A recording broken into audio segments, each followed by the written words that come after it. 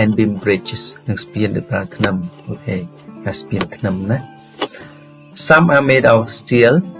គេថាខ្លះគឺត្រូវបានធ្វើមកពីដែកថែប and concrete ហើយនឹងការចាក់ស៊ីម៉ង់តចាក់បេតុង while others are built from wood or stone while ពេលនោះបែរថាខណៈដែលដតីទៀតមានន័យថាខណៈដែលស្ពានដតីទៀតហ្នឹងគឺត្រូវបានគេធ្វើពី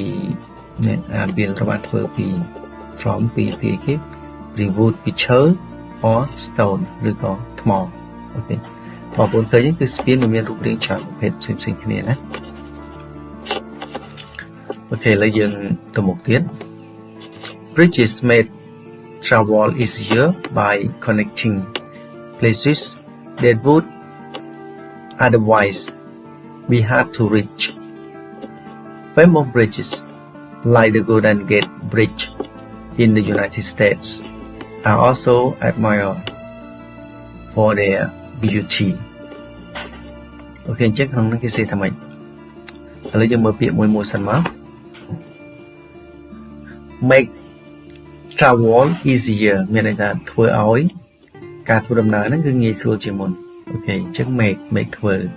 ហើយពាក្យ travel ការធ្វើដំណើរ easier ហ្នឹងគឺមានន័យមកពីពាក្យ easy ងាយស្រួលដែលងាយស្រួលជាងគេដូរ y ទៅជា ier easier ងាយស្រួលជាង by ដោយ connecting ដោយការភ្ជាប់វា connect ភ្ជាប់ប៉ុន្តែដោយសារវាប្រើ preposition by វាគេដាក់ in by connecting ដោយការភ្ជាប់ places ទីកន្លែង that would be otherwise be hard បើទោះបីជាពិបាកណា otherwise បើទោះបីជា be hard បើទោះបីជាពិបាក to reach